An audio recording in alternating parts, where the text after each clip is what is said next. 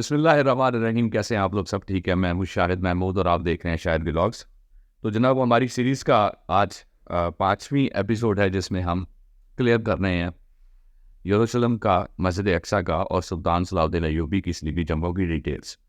मैं ये सीरीज़ इसलिए बना रहा हूँ, ऑलरेडी मैंने सब लोगों से अर्ज़ किया था कि मोस्टली मैंने जब यूट्यूब पे सर्च किया है तो हमें सुल्तान सलाउद्दीन अय्यूबी के मतलब डिटेल्स ज़रूर मिलती हैं कि स्लीपी जंगें उन्होंने मतलब लड़ी और वो, जो है वो यरूशलेम को फ़तह किया और मस्जिद अक्सा का कब्ज़ा लिया। लेकिन असल में जो इसकी हिस्ट्री और पूरी डिटेल है वो यहाँ पे डिस्कस नहीं होती। तो मैं उस डिटेल को लेकर आप लोगों के सामने आ रहा हूँ ताकि आप लोगों को पता चले कि एक्चुअली स्लीपी जंगें मतलब मोर देन वन थी तो कितनी थी, और उन जगहों में कौन कौन से लोग शामिल हुए सुल्तान सलाउद्दीन अय्यूबी की तरफ से भी और ईसाइयों की तरफ से भी, और उन लोगों की कौन कौन सी मतलब हुकूमतें थी, कहाँ पे हुआ। तो ये सारी डिटेल्स को मैं लिख के जा रहा हूँ क्योंकि कोई भी सिपा सलार जब बनता है ना, तो वो डायरेक्टली नहीं कि पैदा हुआ, उसने फौजी ट्रेनिंग ली और सिपा सलार बन के उसने जब काम शुरू कर दिया। वो बिल्कुल रूट लेवल से अपनी मेहनत लेकर चलता है।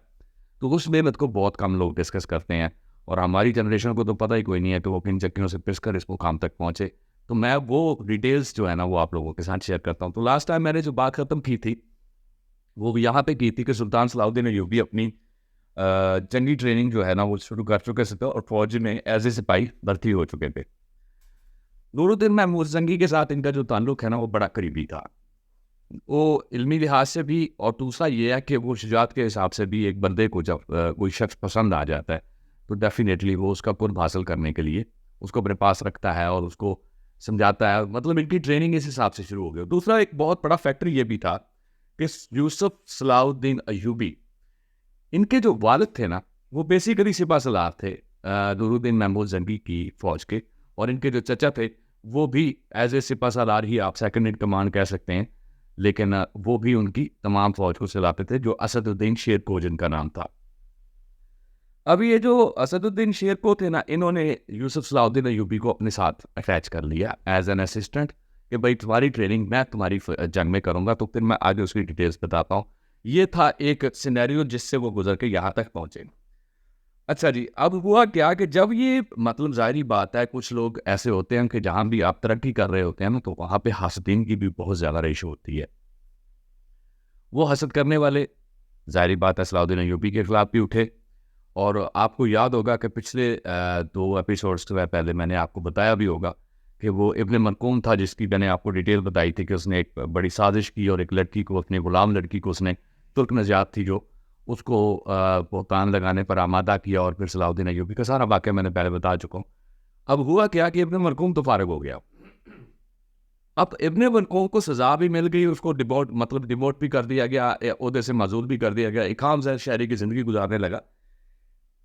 वो यार रुका नहीं, उसने 3 लोगों को अपने साथ और मिलाया जो कि अमीरान थे, अमीर थे, मतलब डिफरेंट एरियाज जिनको डिवाइड करके दिए जाते हैं ना तो उनको अमीर कहते हैं।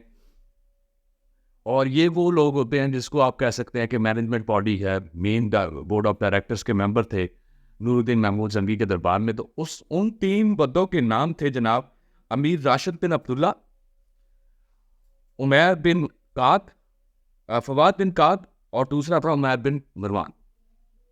ये 3 बंदे थे।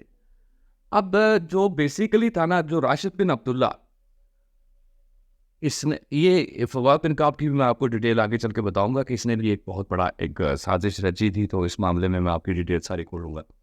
लेकिन इन तीनों का अंजाम फिर अल्लाह पाक की ज़ात जब किसी इंसान को ऊपर ले जाना चाहती है और उसका तवक्कुल अल्लाह की ज़ात पे पूरा हो, जैसे कि होने का हक है, तो फिर अल्लाह पाक की ज़ात इंसाफ खुद करती है। और उसका इंसाफ बड़ा मतलब प्रिसाइज होता है। फिर वो ये नहीं होता कि किसी की तरफ से कोई बाइस्ड हो और किसी का फ़ायदा हो। तो हुआ ये कि राशिद बिन अब्दुल्ला जो था वो घोड़े पर जा रहा था, घोड़े से गिरा, अचानक उसकी टाप जो है वो कहीं घोड़े का पाँव अटका, वो तैयार नहीं था, वो लुढ़कता हुआ कहीं किसी पत्थर पे जाके लगा, उसका सर लगा और उसका बेजा फट के बाहर आ गया। उसकी डेथ वहाँ पे हो गई। दूसरा था फवाद बिन काब, ये अपने गुलामों पे बड़ा जुल्म करता था। तो इसके गुलाम ने इसको रात को सोते हुए इस पे हमला कर दिया, अपनी ज़िंदगी से तंग आकर। तो उनकी अजियतों से तंग आकर उसने रात को उस पर हमला किया और उसको वहाँ पे कत्ल कर दिया। तीसरा जो था उमैर बिन मरवान, वो ज़हनी तवाज़ुन खो बैठा। बहुत से तबीबों ने उसका इलाज किया लेकिन कि उसका इलाज ना हो सका, तो फिर उसको ज़िंदान में डाल दिया गया, जेल में डाल दिया गया, ताकि ये लोगों को नुकसान ना पहुँचाए। और इब्न मरकूम जो था, उसके साथ ये हुआ कि जी वो बंदा, उसको कोर्ट का मर्ज़ लाक हो गया, और जिसको दूसरे लफ्ज़ों में सरतान भी आई थिंक नहीं, सरतान कैंसर को कहते हैं, दूसरा एक और था लफ्ज़, तो वो कोढ़ का मर्ज़ होता है। बेसिकली बड़ा जिस्म के ऊपर जो है ना वो बड़ी इन्फेक्शन हो जाती है, स्किन इन्फेक्शन, वो इतनी ज़्यादा और स्मेल होती है कि वो उसको शहर से बाहर फेंक दिया गया और लोग उससे जान छुड़वाना शुरू हो गए। बड़ी अज़ियतनाक मौत थी उसकी भी। तो ये 4 लोग थे, उनके साथ भी ये हो गया। अब आ जाएँ जी कि उसके बाद क्या हुआ? अब ये सारे मामलात थे डिटेल्स में जो मैंने आपको शेयर कर दिए। अब आती है बात कि जंगें कैसे स्टार्ट हुई। इसमें 2 पार्ट्स हैं। पहले पार्ट में मैं आपको क्लियर करूंगा कि ईसाइयों ने कैसे, कौन कौन से मुल्कों में से कौन कौन से जो लीडर्स थे, उन्होंने कैसे सबबंदी की और आपस में मिलकर उन्होंने मुसलमानों पर हमला शुरू किया। जैसे कि मैं पहले भी आपको बता चुका हूं कि एक जो था अपना लुइस हफ्तन था, उसकी फ़ौज भी लेकर आया था वो, और बर्नार्ड था, वो भी लेकर आया अपनी फ़ौज। तो इन दोनों ने, तीनों ने मिलकर जो है ना, एक जर्मनी का कार, मतलब क्या कहते हैं उसको, अ, उसका नाम था कार्नर्ड, कार्नर्ड सॉन्ग वो था बेसिकली। तो इन लोगों ने मिलके जो है ना एक फ़ौज तैयार की, और उसके बाद इसमें 50,000 उन्होंने ना इस दफ़ा ख़वातीन को भी ऐड किया। जो ख़वातीन मुजाहिदीन थी उनको भी साथ उन्होंने शामिल किया। मुजाहिदीन तो नहीं कह सकते, उनके फ़ौजी थे, सॉरी, मुजाहिदीन तो बेसिकली मुसलमान होता है। तो हुआ ये कि जी उन्होंने उसको शामिल करके ये वहाँ से निकले और निकल के कुस्तनतुनिया चले गए। कुस्तनतुनिया का जो शाह था ना, उसका नाम था मैनुएल, मैनुएल भी कह सकते हैं, मैनुएल उसका नाम मैं इस हिसाब से मुझे जो स्टडी में पता चला। तो उसके बाद इन्होंने जाके पड़ाव किया कि जी अब हमारा जो अगला टारगेट है वो दमिश्क है। दमिश्क को शाम में उन्होंने प्लान ये किया कि हम इस पे हमला करेंगे, क्योंकि इस वक्त जो है ना जंगी सूरत हाल ऐसी चल रही है कि हम अपनी फ़ौज और ताकत के नशे में इतने चूर हैं, क्योंकि फ़ौज की तादाद इतनी थी कि एक जो बेसिकली इनका था ना मिचार्ड के नाम से इनका जो हिस्टेरियन था ना, उसने एक बड़ी मुबारज़ा राय वाली स्टेटमेंट दी कि इतनी बड़ी फ़ौज थी कि ना समुद्र की लहरें इनको संभाल सकती थी, और ना ज़मीन पर कोई ऐसा मैदान था जिसमें ये संभाल सकती थी। खैर एग्जैजरेट करते हैं, हर बंदा करता है, लेकिन उन्होंने, मतलब आप सोचे कि कितनी ज़्यादा बड़ी फ़ौज इन तीनों हुकूमतों ने, रियासतों ने मिलकर मिलाई, जर्मनी, फ्रांस और यरूशलेम। ठीक है जी। यरूशलेम में जो था वो ऑलरेडी आपको मैं बता चुका हूँ, वो बारडोन थर्ड था। बारडोन थर्ड जो था उसने भी अपनी फ़ौज को साथ इसका शामिल कर लिया। इन दोनों ने मिलकर ये प्लानिंग की कि हम जो है ना मुसलमानों के इलाकों से अपना उस पर कब्जा भी करेंगे और अपनी सल्तनत को बढ़ाते भी जाएंगे। खैर ये जब वहाँ से निकले तो अभी एशियाई कोचक के एरिया के दरमियान जब सुल्तान मसूद बिन तीन का एरिया आया, तो डेफिनेटली मैंने आपको बताया था कि उस पर बड़ा हमला किया गया और ये लोग भाग निकले। बहुत सारे ईसाई उसमें मारे गए। इन तीनों को इकट्ठा करने वाला जो था ना, वो था सेंट बर्नार्ड। ये सेंट बर्नार्ड वही था जो गार में मैंने आपको बताया था, जिससे लेकर आए, और इसने फिर अपनी पूरी एक प्लानिंग करके फ्रांस के जो है ना बारिस जो शहनशाह था उसको पहले अपने साथ मिलाया, फिर जर्मनी वाले को मिला दिया। अब ये हुआ कि इन सब के साथ मिलके ना, ये भी साथ था बर्नार्ड। जब ये हुकूमत, मतलब जंग इतनी शदीद पड़ी कि नुकसान होना शुरू हुआ, तो नुकसान हुआ जनाब इनको में जो था इनका जो लुइस था ना, लुइस हफ्ता, इसकी बीवी का नाम था एलिस। एलिस जो थी वो लेडीज की जो फोर्स थी ना उसको हेड कर रही थी, लीड कर रही। इसने अपना जो एक कमांडर उनके साथ अटैच किया कि भाई तुम जाओ और वहां पे जाके इफला पहाड़ी के ऊपर, पहाड़ी का नाम मेरे जेहन से निकल गया, लेकिन वो उस पहाड़ी पे उसने कहा जी जाकर आप जो है ना स्टे करेंगे और हमारा पीछे आने का इंतजार करेंगे। जब तक हम नहीं पहुंच जाते आपने उस पहाड़ी से इर्द गिर्द के तमाम एरिया की नज़र रखनी है कि कहीं से हम पर हमला आवर ना हो ऊंचाई की वजह से। अब हुआ ये कि जनाब जैसे वो उस पहाड़ पे पहुंचे तो इर्द गिर्द बड़े सरसब्ज़ो बागात थे और बड़ा प्यारा मतलब व्यू था। ज़मीन जो लैंड थी वो बड़ी ग्रीन थी। तो एलिस मैडम ने ये कहा जी कि हमने तो नीचे उतर के यहाँ पे एंजॉय करना है। उस जो था उनका चीफ कमांडर था, उसने कहा जी कि बादशाह का हुक्म है कि ये हमें इधर से। उसने कहा मैं खुद मलिका हूँ, तुम्हारी तुम्हारी जरूरत कैसे हुई, तुमने मुझसे ये बात की और फला किया धमकान के, वो मतलब उसको डांटा और वो फौज लेके नीचे उतर गए। अब लोहित साहब पीछे से आ रहे हैं, उन्होंने कहा जी हमारा आगे से अभी तक हमें कोई खतरे की बू नहीं आई, तो सब ठीक ही हो गया। वो बड़े सुकून से आ रहे थे और अचानक रास्ते में हमला हो गया। क्योंकि जो सुल्तान मसूदुद्दीन सल्जोकी थे, इन्होंने मसूद सल्जोकी ने इन पर हमला किया और उनको तय तक भी कर दिया और बड़े लोग मारे गए इसमें। तो ये एक औरत थी जो है ना, ये एलीज़ का एक इसमें हिस्सा है। इसने फिर इसका बाद में एक बेटा पैदा हुआ था इंग्लिस्तान, फिर इसने तलाक ले ली थी लुइस से। लुइस से तलाक लेने के बाद ये इंग्लिस्तान चली गई और इंग्लिस्तान का जो था था ना अपना, जो लुइस शहंशाह था, उसका नाम था हेनरी। हेनरी से इसने फिर शादी की। हेनरी एज में थोड़ा ज़्यादा था, लेकिन वो बादशाह शहंशाह था इंग्लिस्तान का। तो इससे शादी करने के बाद इससे उसका एक बेटा पैदा हुआ जिसका नाम रखा गया जी, उसका बेटा पैदा हुआ था और इसका नाम रिचर्ड था। सॉरी, ये क्योंकि मैंने नाम कुछ तरतीब के साथ देखे हुए तो मैं साथ साथ देख के भी बता रहा हूँ, कुछ अगर मेरे स्किप हो जाता है तो। ये वो लोग थे जिन्होंने पूरी प्लानिंग की, पहला हमला किया लेकिन ये पसपा हो गया रास्ते से, फिर इनको वापस जाना पड़ा और फिर दोबारा जाके इन्होंने जल्दी कोशिश ना की। और उसके बाद जो बर्नार्ड था इनका, जो सेंट बर्नार्ड था, जिसकी वजह से ये सारा कुछ हुआ, उसका अंजाम क्या हुआ? उसका अंजाम ये हुआ कि जनाब वो रात को अपने खैमे में, हिस्ट्री ये कहती है कि नशे में धुत था और वो किसी मतलब बुरे कामों में लगा हुआ था, मैं इसकी तफसील में नहीं जाता। तो उसके गुलाम को उस पर इतना शदीद गुस्सा था उसका, वापस जो ईसाई था, कि इस एक बंदे की प्लानिंग की वजह से हमारे लाखों फौजी मारे गए। और इस बंदे ने गलत प्लानिंग करके, गलत इन्फॉर्मेशन दे के, झूठ बोलकर कि जी हमारे खुदावंद ने मुझे हुक्म दिया है और हम तुम्हारे लिए गैपी इमदाद आएगी और फलां टिपका, तो कुछ भी नहीं आया, कुछ भी नहीं हुआ और मुसलमानों ने हमारे इतने भाइयों को मार दिया। तो उसको वो गुस्सा और शिद्दत इतनी ज़्यादा थी, वो रात को जब ये पूरा नशे में धुत था तो वो अपनी तलवार लेकर इसके खैमे में घुसा और इसको इसने वहाँ पे टुकड़े टुकड़े करके मारा। तो सेंट बर्नार्ड इसलिए मर गया, बड़ा शोक मनाया गया 3 दिन के लिए, इनका बहुत बड़ा पेशवा था। उसके बाद एक नया फितना उठा। अब यहाँ पे ना यरूशलेम के अंदर एक ना आपको बताता हूँ कि एक औरत रहती थी जो कि अंताकिया से आई थी, ये शाही खानदान की थी। इसका नाम था लोजी। लोजी का जो बेटा था इसका नाम था गार्नेट।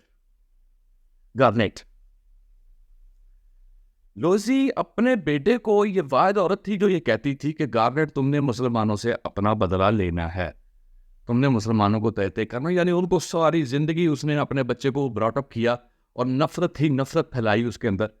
और बहुत सारी नफरत का नतीजा ये निकला कि गार्नेट जब जवान हुआ तो उसने वहाँ के जो थे ना यरूशलेम के अंदर ईसाई लोग थे, उन लोगों को अपने साथ मिलाना शुरू किया, पैसे और दौलत का लालच भी दिया और साथ अपने साथ मिलाकर उसने हमला किया हिसन हसन, ये एक वादी थी हसन के नाम से, हसन अरीमा, हसीन अरीमा के ऊपर इसने हमला किया। और उसका जो बेसिकली था ना जो वाली था उस वक्त, वो था काउंट ट्रिपोली। काउंट ट्रिपोली के नाम से उसका जो हुआ था, और काउंट ट्रिपोली भी ईसाई था। और उसने जब उस पर हमला किया तो काउंट ट्रिपोली ने उसको कहा, भाई तुम एक सलीबी हो के, सलीबी के ऊपर तुम हमला कर रहे हो, अपने खून के ऊपर तुम हमला कर रहे हो, तो तुम क्या ऐसी हरकत कर रहे हो? तो उसने कहा कि या तो मेरे साथ निकल के मेरे साथ साफबंदी करो और मुसलमानों के ऊपर हम चढ़ाई करेंगे, हमने दमिश्क और शाम को फतह करना है, हल्ब को फतह करना है, अगर नहीं तो तैयार हो जाओ, मैं तुम पर हमला करूंगा। अब जो ट्रिपोली था ना वो बड़ा तेज था, उसने सोचा कि अब ये मतलब मुझे जंग लड़नी पड़ेगी और बड़ा मामला खराब होगा।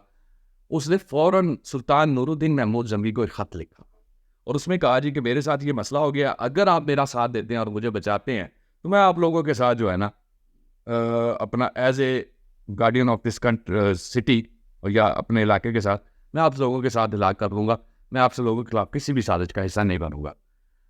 नूरुद्दीन महमूद जंगी से जब उसने जंगी इमदाद मांगी तो जाहिर बात है फिर वो लेकर अपनी फ़ौज को वहाँ पे पहुँचे और बड़ी बर्फ गिरफ्तारी से 3 दिन के अंदर वहाँ पे पहुँचे। लेकिन तब तक ये जो गार्नेट था ना, इसने वहाँ के जितने मुसलमान थे उनको चुन चुन के उसने मारा और इतनी बेदर्दी के साथ कत्ल किया कि आपकी सोच है।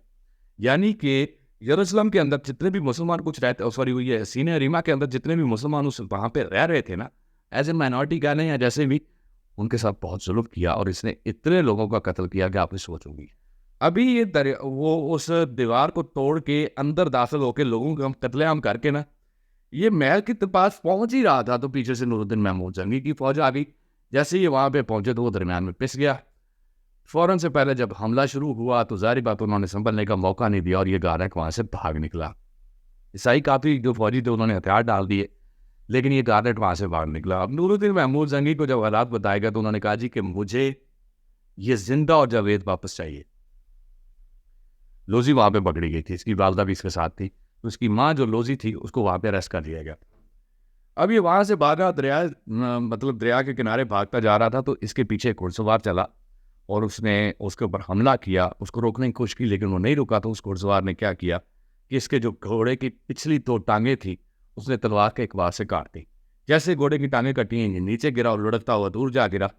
तो उस वक्त वो जो सिपाही था नूरुद्दीन महमूद जंगी का, ये वापस उतरा और उसने उतर के उसको बोला कि मैं तुम्हें संभलने का मौका देता हूँ और अपनी तलवार उठाओ और फ्रेश हो जाओ, मैं तुम्हें पूरा टाइम देता हूँ, मुझसे मुकाबला करो।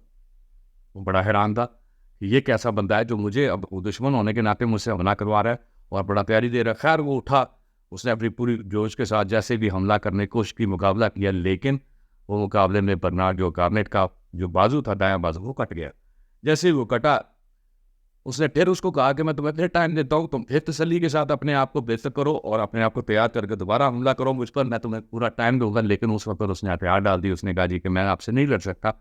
फिर उसको अपना बांध के उसने, वो सिपाही जो है वो उसको लेकर वापस चल पड़ा सीने अरीमा के अंदर, जहाँ पे नूरुद्दीन महमूद जंगी वहाँ पे मौजूद।